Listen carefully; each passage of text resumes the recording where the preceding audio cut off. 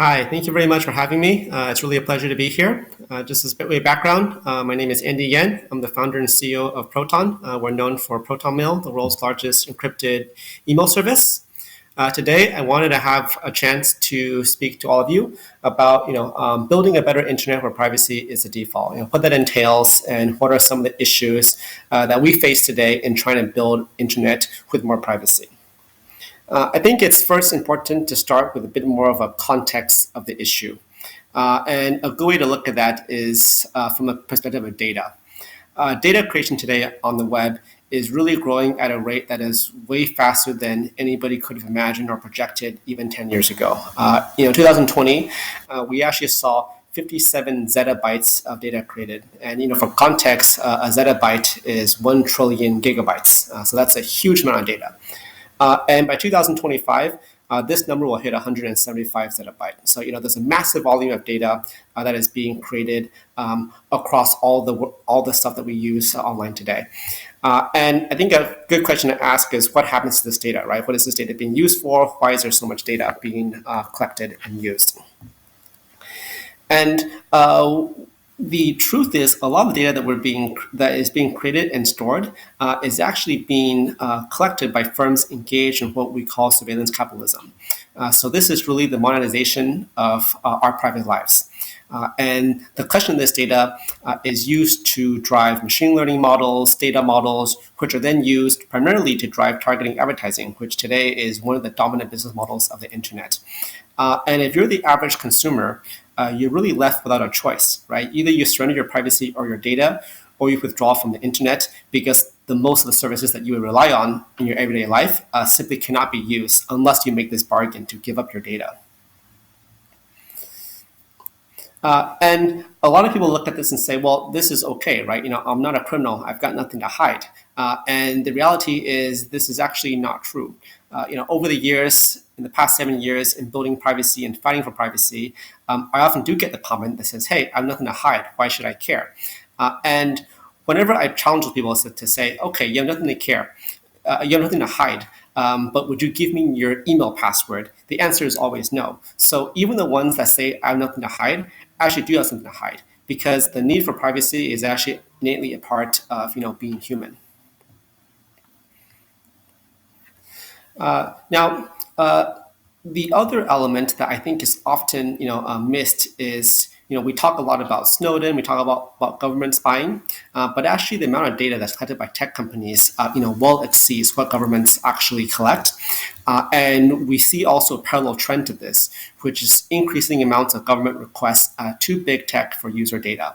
At Google, in the past couple of years, it's up 700%, and the figures are similar at Facebook. And the NSA actually doesn't have to do anything now because they could just legally subpoena a lot of this information through tech giants.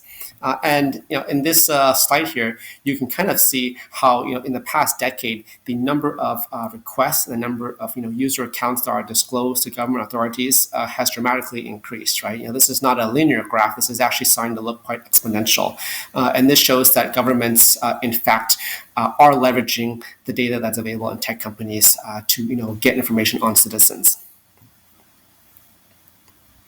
And of course, people say, well, I have my data in American companies. I trust American companies. I'm using, European companies.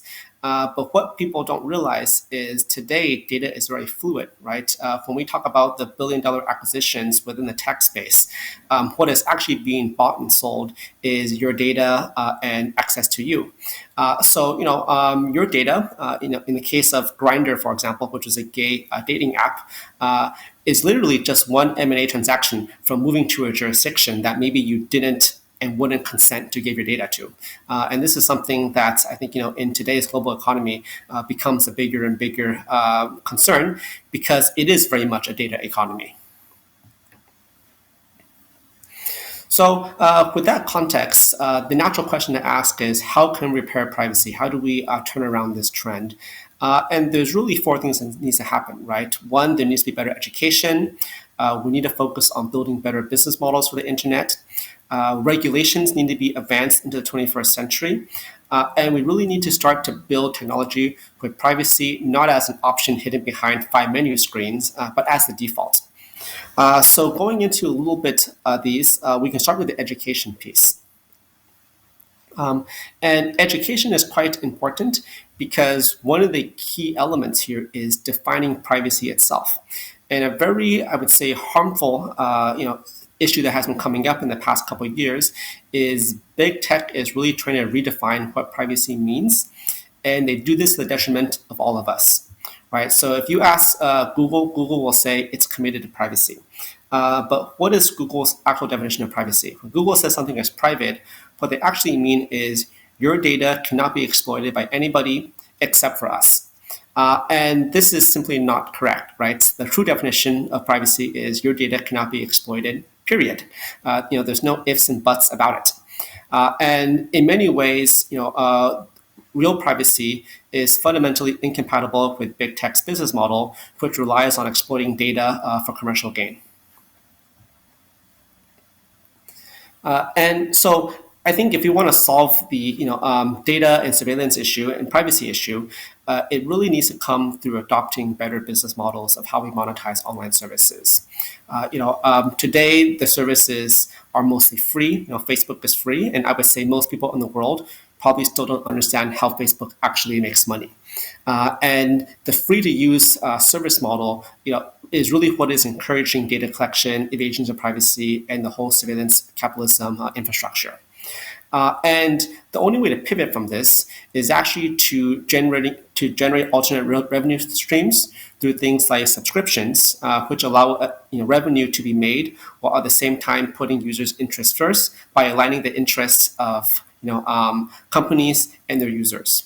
Another way to look at this is if you think about Google users. The Google user isn't actually Google's end customer, right? The Google user is actually the product that is sold to the real customer, which is the advertiser. And this is a fundamental conflict of interest that cannot be resolved without a change in business model.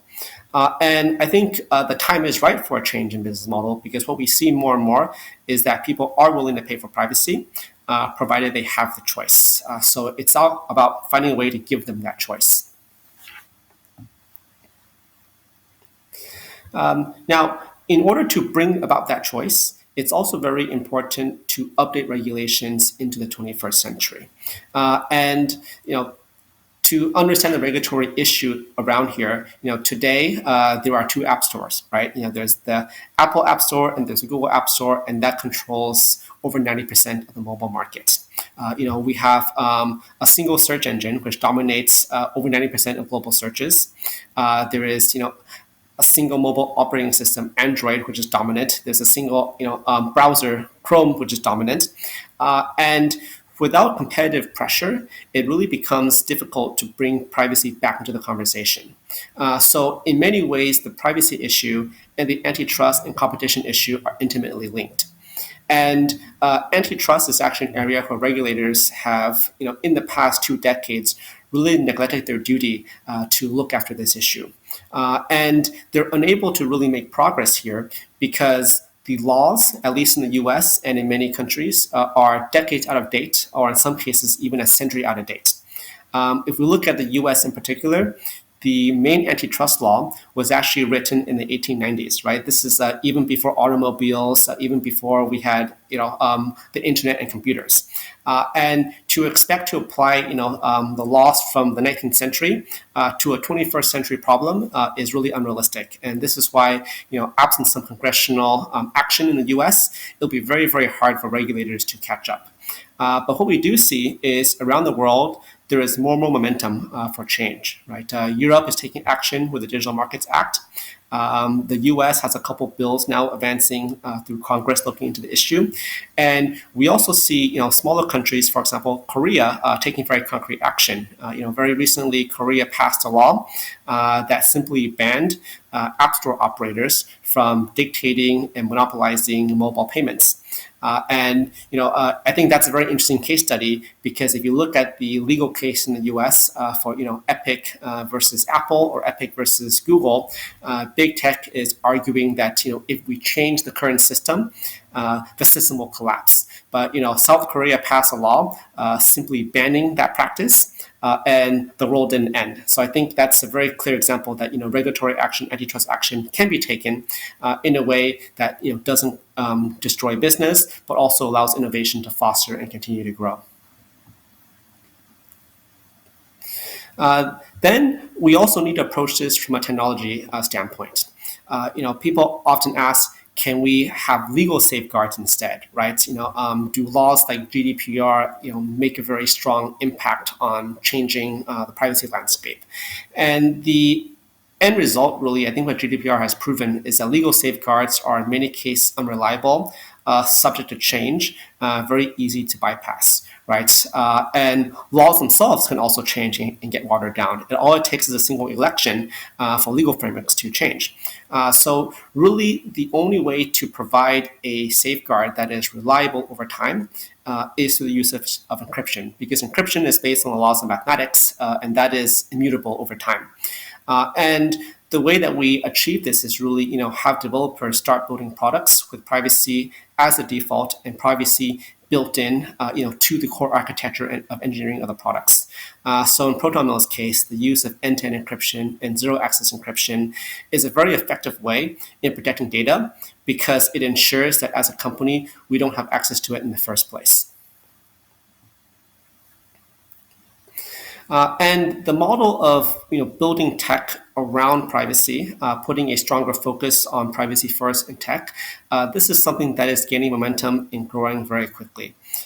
If we looked at just the past 12 months, literally over 100 million people signed up for privacy tech services in the past year. And that's an astounding number. And you see this, for example, with Proton hitting 50 million signups, with tens of millions of people flocking to Signal and Telegram, Brave hitting the privacy browser, hitting 36 million monthly active users, and DuckDuckGo, really expanding. So in fact, privacy companies today are some of the fastest growing tech companies in the world because there is a very large market for this. It is what consumers ultimately want. And I think the tech industry is also changing, right? I think it's also very, the existence of these privacy companies is also in many ways forcing big tech to confront the issue and to begin to find new solutions. And we also see this in the movement of tech talent as well. Some of the best engineers, and some of the best talent are also looking, to join companies that are outside of big tech, where they can really make a difference to society and building a better internet. Privacy tech, investing in privacy tech has always seemed like a very bold and risky bet. When we were starting Proton, in 2014, the question was often asked, okay, so your business model is to charge for something that Google gives for free, and do it with less features, and you want to compete against the world's biggest tech company. That didn't seem like a very good bet.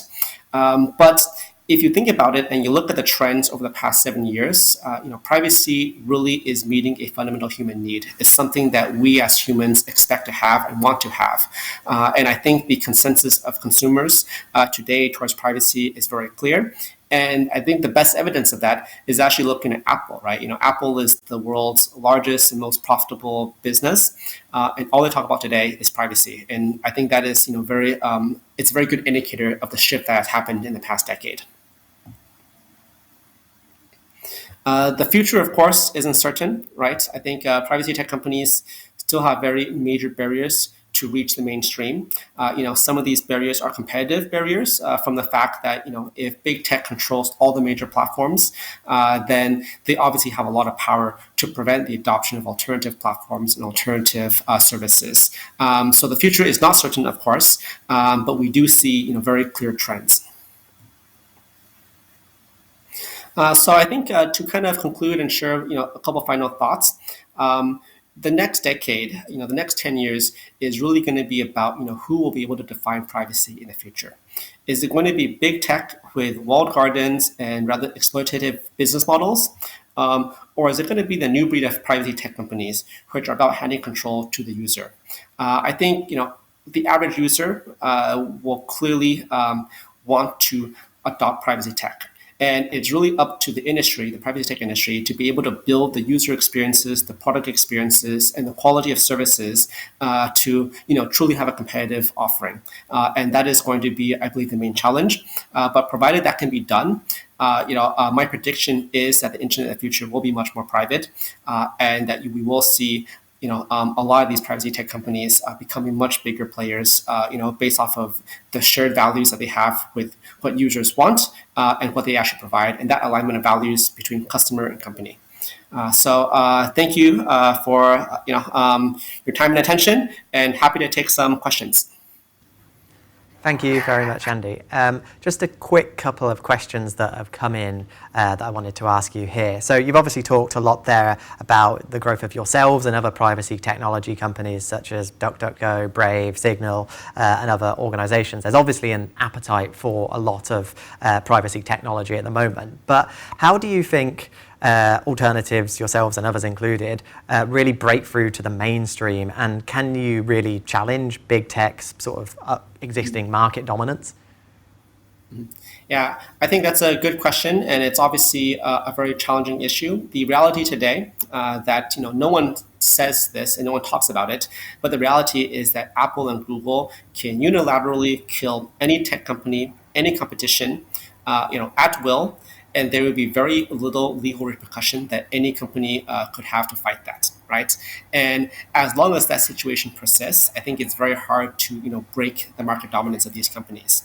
But that, of course, is concerning not just for privacy tech. It's concerning for any tech company out there, right? It's concerning for regulators and lawmakers, and I do believe in the next couple of years we will see pretty strong regulatory action coming down, not just from Capitol Hill but also in Brussels, to try to address these issues, because these are fundamental to ensuring the economy of the future actually works. Yeah, and you're talking a lot there about sort of regulation and sort of the upcoming action that we're probably going to see from the US, Brussels, other countries as well, whether that is around competition law or more direct regulation on controls of businesses. One thing that we've seen a lot of scrutiny of already at the moment has been app stores and regulating or potentially regulating app store prices. It's something that seems like it's going to be a challenge going forward. Do you think that's the right solution that's already being looked at the moment? Mm-hmm. Yeah, so there's a lot of discussion about App Store. That's, I think, probably one of the first areas where we're going to breach some of the anti-competitive practices. But my view on this is having governments come in to regulate prices historically hasn't worked, right? There's many different markets where there's similar monopoly situations where governments have tried to do this, and you end up with distortions and inefficiencies. At the end of the day, if we believe in market economies, we want to let market, forces dominate, right? What government needs to do, though, is take action to ensure there's competition. So if we look specifically at the issue of app store prices, I don't think government should come in and mandate that the maximum fee you can charge is 5% as opposed to 30%, right? What they need to do is ensure there's proper competition. So if there was more than one way to collect payments, and payments didn't have to go through only Apple and Google, and there were other players like PayPal, Visa, MasterCard, Stripe in there, that natural competition will then lead to the market dynamic setting the correct price. And that's the market equilibrium that I think is more sustainable and something that is better. So it's not about government saying you can only charge X, Y, and Z. It's really about government saying you must allow competition into the space so that then a proper market dynamics can occur and set a proper price. Great, thank you. And then just going to ask one final question that's just come in that is around with data collection becoming more intrusive, the question says, is there any way that a person can be safeguarded against it going forward, really? Mm-hmm. Yeah, well, it's very difficult, right? All of us probably are using either Android or Apple device, so you're very consenting to being tracked and having a lot of your data collected, right? If you don't want to do that, you don't have a mobile phone, you can't get online. And I think the fact that there is really today just one browser technology, the fact that there is one search engine that dominates, the fact that there's just two mobile platforms, that really indicates the size of the problem, right? Today, if you are concerned about email privacy, you can use Proton Mail, which protects you, but what about your search? What about your other elements, right? And I think these companies are coming up, right? There are alternatives more and more for a lot of these services, but it will take time. And I encourage everybody who's concerned about this issue to start to look at alternatives because they exist, right? You can replace WhatsApp with Signal. You can replace your Gmail with Proton Mail. You can obviously use DuckDuckGo instead of Google, and it's not going to be as easy, but it's getting easier and easier, and I think that's a very positive sign. Definitely. There are, as you say, there are lots of alternatives out there if people don't want to be using the big technology companies. Andy, thank you very much for joining us today. Really have enjoyed having you here at Wired Security, and thank you very much for giving us your time. Yes, thanks for having me.